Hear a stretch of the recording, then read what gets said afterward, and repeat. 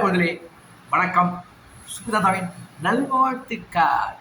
சோக்கியமாக இருக்கீங்களா? எல்லாம் படிக்கிறீங்களா? நல்லா படிக்கணும். நான் எங்கேயோ பார்த்து சொல்கிறேன், உங்களை பார்த்து சொல்கிறேன். என்ன படிக்கணும்? கோபாலா, ஒழுங்காக படிக்கிறியா? ராஜகோபாலா, ஒன்றா என்ன சொல்கிறேன், தூங்காதடா, நீ கதையை ஆரம்பிக்கிறடா. எழுந்துரு. சரி, இப்போ நம்ம கதை புஸ்தகம் நம்ம போட்டோம் இல்லையா? சிறார் நீதி கதைகள் போட்டோம் இல்லையா? இதுலேருந்து தான் நான் கதை உங்களுக்கு சொல்ல போகிறேன். பார்க்கலாமா? அதாவது யார் உன்னத மனிதர்? யாருக்கா தெரியுமா? இன்னும் எங்கள் அப்பா அப்படின்னு நீங்கள் சொல்லுவீங்க. அதை நான் கேட்குறேன். வாழ்க்கையில் அப்பாவே அம்மாவும் விட்டுங்க, என்றைக்குமே அவங்களுக்கு முன்னாடி யாருமே உன்னதமே கிடையாது. சரி, அப்புறம் உன்னத மனிதர்கள் அப்படிங்கிறது நம்ம வாழ்க்கையில் கடந்து போகிறதே பார்க்குறோம் பார்த்தீங்களா? அதில் யார் உன்னத மனிதர் அப்படின்னு நீங்கள் பார்க்க முடியும். ஒரு பிச்சைக்காரன். பிச்சைக்காரனுக்கு என்ன வேலை? பிச்சை. எப்படி பிச்சை எடுப்போம்?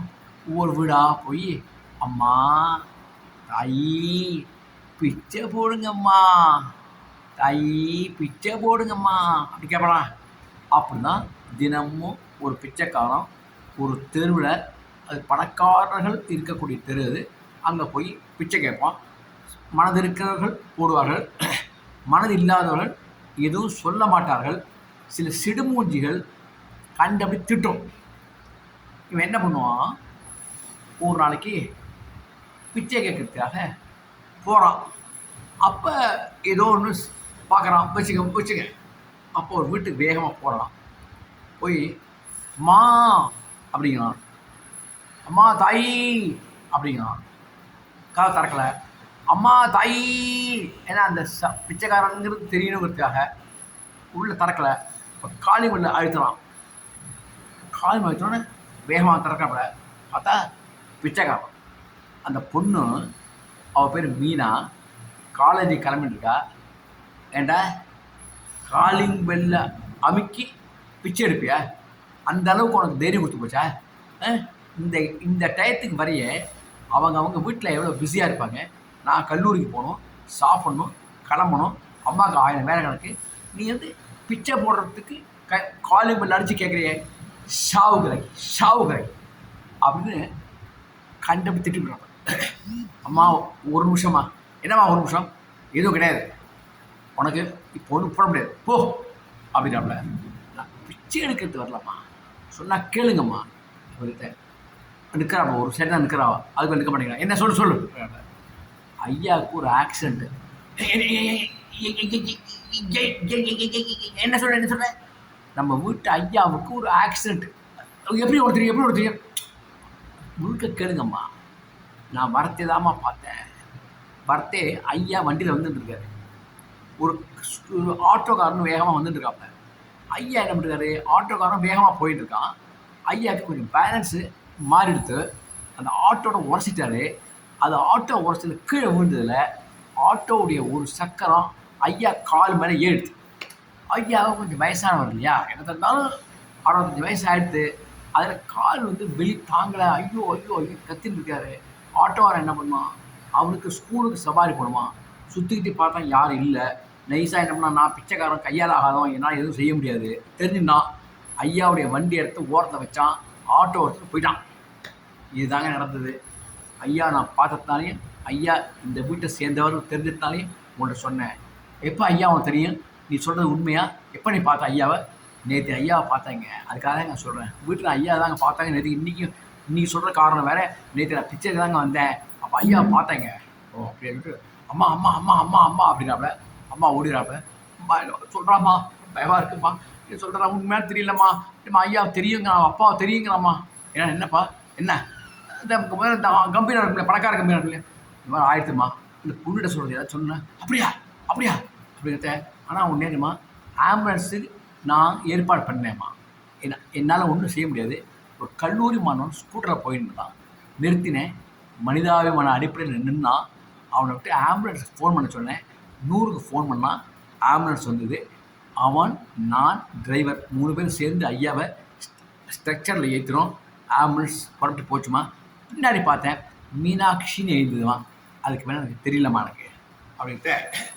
சரிப்பா நான் என்னென்னு பார்க்குறேன்ப்பா அப்படின்ட்டு. இது உண்மை இல்லாமல் இருக்கணுமே, எவனையாவது சொல்லணுமே, நம்ம வீட்டுக்காரனா இருக்கக்கூடாது அந்த அம்மா நினச்சிட்டு சரிப்பா சரிப்பா அப்படின்னாப்புல. இல்லை அப்போ தான் ஃபோன் வருது. ஹலோ, இந்த அம்மா வேகம் ஓடுறாப்புல. அவனே மீனா என்னன்னு கேட்டுருப்பீங்க. ஹலோ, மீனாட்சி சுந்தரம் உங்கள் வீடு தானே? ஆமாம் சொல்லுங்கள் சொல்லுங்கள். அவர் ஐசியூவில் இருக்கார். உடனே மீனாட்சி மல்டி ஸ்பெஷாலிட்டி ஹாஸ்பிட்டலுக்கு உடனே வாங்க. அம்மா ஆமாம் அப்பா அம்மா மல்டி ஸ்பெஷாலிட்டியில் இருக்க அட்மிஷன் ஆகி ஐசியூவில் இருக்கிறாம்மா, உடனே வர சொல்கிறாங்கம்மா. உடனே இருவரும் கிளம்பி மீனாட்சி ஹாஸ்பிட்டலுக்கு செல்கிறார்கள். செல்றதே ரிசப்ஷனில் அப்பா ஒன்றும் இல்லையே, அப்பா ஒன்றும் இல்லையே. எங்கள் அப்பாவுக்கு எப்படி இருக்காருன்னா எனக்கு சொல்ல தெரியாதுங்க, நான் சொல்லவும் கூடாதுங்க. ரூம் நம்பர் 117 டாக்டர் இருக்கார், அவரை கேளுங்க அப்படின்னா நேராக போகிறாப்புல. 117 போகிறாப்புல. அம்மா நீங்கள்? எங்கள் அப்பா சோமசுந்தரம், மீனாட்சி சுந்தரம் என்ன சொன்னேன்னு தெரியாது. சோமசுந்தரம் அது பொண்ணு. ஓ அவரா? அவருக்கு ஆட்டோ காலில் ஏறி இருக்கு, எலும்புகள் நரம்புகள்லாம் முறிஞ்சிருக்கு, உடனடியாக ஆப்ரேஷன் பண்ணணும். நான் பெயின் தாங்கலன்னு சொன்னதால பெயின் இன்ஜெக்ஷன் ஒன்று போட்டு படுக்க வச்சுருக்கோம். நீங்கள் உடனே சொன்னீங்கன்னா இப்போ ஆப்ரேஷன் ஆரம்பிச்சிடுவோம். 4.5 லட்ச ரூபா செலவாகும். என்ன சொல்கிறீங்க? பணம் பெருசு இல்லைங்க, நாங்கள் மிகப்பெரிய பணக்காரர், எங்கள் அப்பா பெரிய தொழிலதிபர், பணத்தை பற்றி கவலைப்படாதீங்க, நீங்கள் உடனே ஆப்ரேஷன் ஏற்பாடு அப்படின்னு சொல்கிறாங்க. உடனடியாக அறுவை சிகிச்சைக்கு ஏற்பாடு செய்யப்படுகிறது. 4.5 லட்ச ரூபாங்கிறது 5.5 லட்ச ரூபா 6 லட்ச ரூபாவிலே ஆகும். அந்த மாதிரி ஆயிடுத்து. அவரை ஒரு வாரம் கழித்து வீட்டுக்கு அழைச்சி வந்தாச்சு. அப்புறம் ஒரு வாரம் கழித்து ஒரு ஃபிசியோதெரபிஸ்ட் வந்து எப்படி காலை ஊன்றது, இப்போ தான் லேட்டஸ்ட் டெக்னாலஜிலாம் ஆப்ரேஷன் பண்ணுறாங்க இல்லையா. முன்ன மாதிரி மார்க்கவுட்டை போட்டு பெருசாக வச்சு அதெல்லாம் பண்ணுறது கிடையாது. நல்லா இப்போ பிளேட்டு கிளேட்டு எல்லாம் சொல்கிறாங்க இல்லையா, ஆணி வச்சு தைச்சி போட்டு பண்ணுறாங்க இல்லையா. அதனால் ஓரளவுக்கு சீக்கிரமாக வந்துடுறாரு. ஒரு 10 நாளைக்கு ஃபிசியோதெரபிஸ்ட் காசு இருக்கு இல்லையா, வீட்டுக்கு வந்து அந்த தெரப்பிலாம் கொடுத்ததுக்கப்புறமா ஒரு கம்பா பிடிச்சி மெல்லமாக அவராகவே நடப்பதற்கும் ஆரம்பித்து விடுகின்றார். புரிஞ்சா உங்களுக்கு? அப்புறம் அந்த 20 நாள் கேப் தாண்டியாச்சு. அந்த பிச்சைக்காரன் அப்படி போயிட்டே இருக்கான். பிச்சைக்காரன் போயிட்டே இருக்கு. அம்மா அம்மா அம்மா அந்த பிச்சைக்காரன் கூப்பிடு கூப்பிடு. அம்மா சொல்கிறாப்புல ஐயா பிச்சை ஐயா பிச்சை ஐயா பிச்சை அப்படின்னாப்புல. திரும்பி பார்க்குறான். வாங்க வாங்க வாங்க அப்படின்ட்டு இவர் கடந்து கையை ஊருண்டே நடந்து போயிட்டுருக்கார். வரான் வந்துட்டு ஐயா கும்பிட்றான். ஐயா அப்பா அப்பா இவர் தான்ப்பா நீ விழுந்ததையும் ஒன்று அவசர சிகிச்சையில் 100க்கு ஃபோன் பண்ணி ஆம்புலன்ஸை ஏற்றி காலேஜ் போய்ட்டு ஏற்றி விவரத்தை சொன்னார்ப்பா, இல்லைனா நமக்கு தெரிஞ்சுக்காதுப்பா, இவர் தான்ப்பா நீங்கள் எல்லாம் ஹெல்ப் பண்ணாருங்கிட்ட. ரொம்ப சந்தோஷம், நீங்கள் செஞ்ச உதவியை நான் மறக்க மாட்டேன். அது தொழிலதிபர் கும்பிட்றார், கையெழுத்து கும்பிட்றார். புரிஞ்சு உங்களுக்கு? இதுதான் பிச்சைக்காரனுக்கும் தொழிலதிபருக்கும் எந்த சந்தர்ப்பத்தில் எது நடக்கணுமோ அந்த சந்தர்ப்பத்தில் அது நடக்கும். நீ தொழிலதிபராக இருக்கிறதே பிச்சைக்காரனை பரட்டுவார், நீ இப்போ கை மூடி நடக்கிறதே பிச்சைக்காரனை கையெழுத்து கும்பிடுவார். ஏன்னா உன்னை பகவான் அந்த நிலைமைக்கு ஆளாக்கி இருக்கின்றார். புரிஞ்சா உங்களுக்கு? ரைட். அவர் சொல்கிறார். அதுக்குள்ள அம்மா என்ன சொல்கிறாங்க, அப்பா பிச்சை உள்ள பார்க்குறேன். சொல்லுங்கம்மா. ஐயா வந்து தெரியும்னு சொன்னேன், நான் ஐயாவே கேட்டுக்கிறேன் அப்படின்ட்டு. ஏங்க உங்களுக்கு இந்த பிச்சையை தெரியுமா? பிச்சை தெரியுமா? இன்றைக்கி நான் வீழ்ந்தேன் இல்லையா, அன்றைக்கி என்றைக்கு வீழ்ந்தேனோ அன்றைக்கி முதல் நாளைக்கு இவன் காலம்னா பிச்சைக்கு வந்தான். நான் சொன்னேன், ஷாவுகிராக்கி போயா, எப்போ பார்த்தாலும் பிச்சை பிச்சை போயா அப்படி சொல்லிட்டு கண்டிப்பாக திருட்டுவான். எனக்கே இப்போ நினச்சா வருத்தமாக இருக்கு அப்படின்ட்டு. நானும் அதை அப்படி தான் திட்டுனேன் அப்படின்னு பொண்ணு வருத்தப்படுறாப்ப. அதில் அம்மா என்ன பண்ணுறாங்க, சாப்பாடு கொண்டு வந்து நல்ல தலைவாழை இலை போட்டு நல்ல நிறையா சாப்பாடு கறி கூட்டு எல்லாம் வச்சு, ஐயா உள்ளே வாங்க உட்காந்து சாப்பிடுங்க வாங்க அப்படின்னாப்ப. அம்மா கும்பிட்றான். என்னப்பா என்னப்பா என்னப்பா கும்பிட்ற? சாப்பிட்றது இல்லைம்மா. சாப்பிட்றது இல்லையா? நான் தரேன்ப்பா, நான் சாப்பாடு போடுறேன்ப்பா. என்னப்பா உனக்கு கௌரவம்? கௌரவம் பார்க்காதப்பா, நாங்கள் துரத்தி விட்டோம், சாப்பாடு போடலங்கிறதுக்காக ஒன்று தனி பிச்சை போடலங்கிறதுக்காக கோச்சு நான் செய்யாதுப்பா. நீ செஞ்ச உதவிக்கு நான் டெய்லி சாப்பாடு போடுறேன், அவசியம் சாப்பிடணும். இல்லைம்மா, அதுக்காக இல்லைம்மா, எனக்கு கோவமே கிடையாதும்மா. கோச்சுண்டு ஈகோலாம் பார்த்துட்டு பிச்சையில் அதெல்லாம் நான் வந்து முடியாதுன்னு நான் சொல்ல மாட்டேன்மா. ஆனால் எனக்குன்னு ஒரு கொள்கை இருக்குது. கொள்கையா? என்ன சொல்கிறேன்? எந்த வீட்டில் தடிமனான வார்த்தைகளை பேசுகின்றார், எந்த வீட்டில் கெட்ட வார்த்தைகளை உபயோகப்படுத்துகின்றார், எந்த வீட்டில் அபசகுன வார்த்தைகளை உபயோகப்படுத்தினாலும் அந்த வீட்டில் நான் கை நனைப்பதில்லை, எந்த சாப்பாடும் சாப்பிடுவதில்லை. பிச்சை போடுறதே கௌரவப்பட்டால் வாங்கிப்பேன், திட்டினா கூட வாங்க மாட்டேங்க. என்னப்பா சொல்கிறீங்க? ஆமாம், நான் இன்றைக்கி பிச்சை. இந்த பூர்வீகத்தை பார்த்தீங்கன்னாக்கா நான் பிச்சை கிடையாது, நானும் ஒரு வியாபாரியாக இருந்தவன் தான். சரி, நான் பிறக்கிறதே எங்கள் அம்மா இறந்து போட்டாங்க. அப்புறம் எங்கள் அப்பா இறந்து விட்டார். நான் பெரியம்மா வீட்டில் வளர்ந்தேன். பெரியம்மாவுக்கு 4 பசங்க.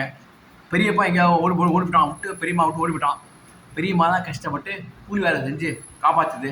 நானும் அதில் சேர்ந்துட்டேன். அப்போ 4 பசங்களும் எப்போ பாரு சண்டை சண்டை சண்டை சண்டை.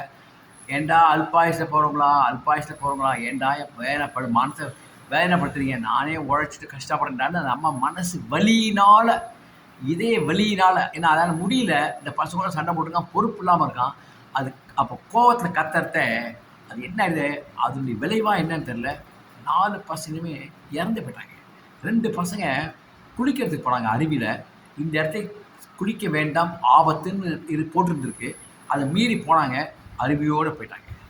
மற்ற 2 பேர் கொரோனாவில் போயிட்டாங்க. 4 பேர் அல்பாயுஸ்லேயே போயிட்டாங்க.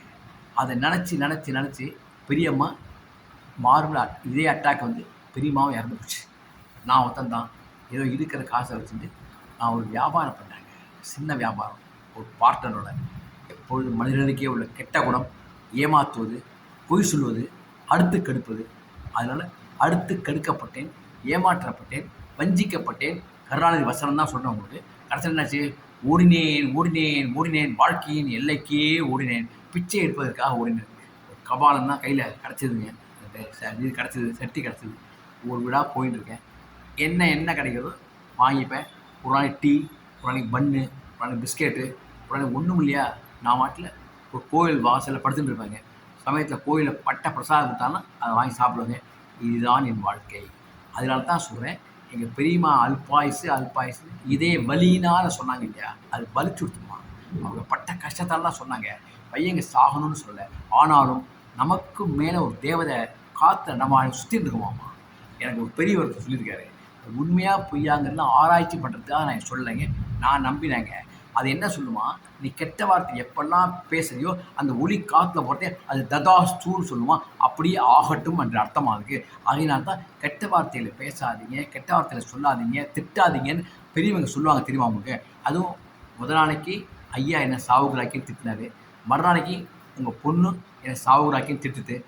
அப்படி சொல்லக்கூடிய வார்த்தைகளை பயன்படுத்தக்கூடிய அந்த மனம் படைத்தவர்களுடைய வீட்டில் நான் கை நினைப்பதில்லை, சாப்பிடுன்னு சொல்லி மன்னித்து கொள்ளுங்கள் அப்படின்ட்டு அவன் என்ன பண்ணா, அந்த ஐயாவுக்கும், ஐயா காலை பார்த்துங்கய்யா, நல்லபடியாக இருங்கய்யா, இனிமேல் ஸ்கூட்டரை பார்த்து ஜாக்கிரதையாக போங்கய்யா, போகாதீங்கய்யா, பார்த்துங்கய்யா, உங்கள் வசதிக்கு நீங்கள் கார்லேயே போய்க்கலாம் ஐயா அப்படின்னு சொல்லிட்டு. அப்பா அவர் கண்ணிலேருந்து தண்ணி வருது. வேற என்ன வரும், அப்போ பெஸ் இல்லை, இப்போ தண்ணி தான் ஒன்றும் மாதிரி வரும். சாரி குழந்தை, வார்த்தையை தனிமையாக பார்த்தீங்கன்னா இது மாதிரி வார்த்தை வரக்கூடாது. அதுதான் சொன்னேன், இந்த மாதிரி வார்த்தை கோவத்தை கூட வரக்கூடாது, புரிஞ்சா உங்களுக்கு. அதுக்காக அந்த வார்த்தை யூஸ் பண்ணேன், ரைட். அதனால் அப்போ போயிட்டான். இவர் அப்படியே மனம் முருகி போயிட்டு, மானம் போய்விட்டது, இப்படி இதயம் நொறுங்கி விட்டது. என்ன கோடீஸ்வரன், நம்ம பிச்சைக்காரனுக்கு நம்ம சமம் கிடையாது. நம்ம கேவல பிறவி, அற்ப பிறவி. நம்ம தாண்டா பிச்சைக்காரன், அவன் தாண்டா கோடீஸ்வரன். எண்ணத்தான் அவன் செயலால். ஆனால் நம்ம கோடீஸ்வரன் பேரில் வாழ்ந்துட்டுருக்கோம் அப்படின்னு 3 பேருமே ஒருத்தரை பார்த்து கண்ணே தண்ணி வருது. ஆனால் வெளிலையும் சொல்ல முடியாது. என்ன பண்ணுறது, சமாதானம் அடைந்து விட்டார்கள், விட்டுச்சிங்க, அப்படியே விட்டுச்சிங்க. ஆனால் திருந்துவாங்க, இன்னும் திருந்துருவாங்க. அப்புறம் ஒரு குரல் கேட்குறது, 4 அம்மா தாயி பிச்சை போடுங்க அம்மா. அப்பா அந்த வீட்டிலேருந்து பிச்சை போடுறாங்க. தாயி நீ நல்லா அமோகமாக இருக்கணும்மா அப்படின்னு வாழ்த்துறான். பிச்சைக்காரன் போய் கொண்டிருக்கிறான். யார் உன்னத மனிதர்? குழந்தை சொல்லுங்க பாப்பா, எந்த குழந்தையர் இங்கே இருக்கே? எல்லாம் நானே, பாட்டும் நானே, பாவமும் நானே, சகலமும் நானே, நான் அசைந்தால் அசையும் அகிலம் எல்லாமே, நான் தரக்காவிட்டால் பேச்சு கூட வராதம்மா. நான் தான் சொல்லணும், குழந்தைகளே, உன்னத மனிதன் பிச்சைக்காரனே. புரிஞ்சா உங்களுக்கு? ஏன்னால் அவன் பிச்சைக்காரனுக்கு அவனும் போய் சேர்ந்துடுவான். இந்த நேற்றுக்கு மெஸ்ஸை வந்தாலும் இவன் எதுக்கு இவனுக்கு உதவி செய்யணும் அப்படி பேர்க்கலாம் இல்லையா? அவன் அப்படி செல்லவில்லை. இதுதான் உன்னத மனம், உன்னத குணம். அது பணத்தினால் வருவதல்ல. செல்வந்த பெரிய ஆளாக ஆகிட்ட, பல இண்டஸ்ட்ரீஸ் இருக்குது, தொழிலதிபர் அப்படிங்கிறதுக்காக ஸ்டேட்டஸ் தானே வருதில்ல. இயற்கையில் ஆண்டவன் கொடுத்த குணம் நற்குணம். அது அந்த நற்குணம் இருப்பவனே உயர்ந்தவன். ஓகே, பாய் குழந்தைகளே, மீண்டும் அடுத்த வாரம் சந்திப்போம். பாய்.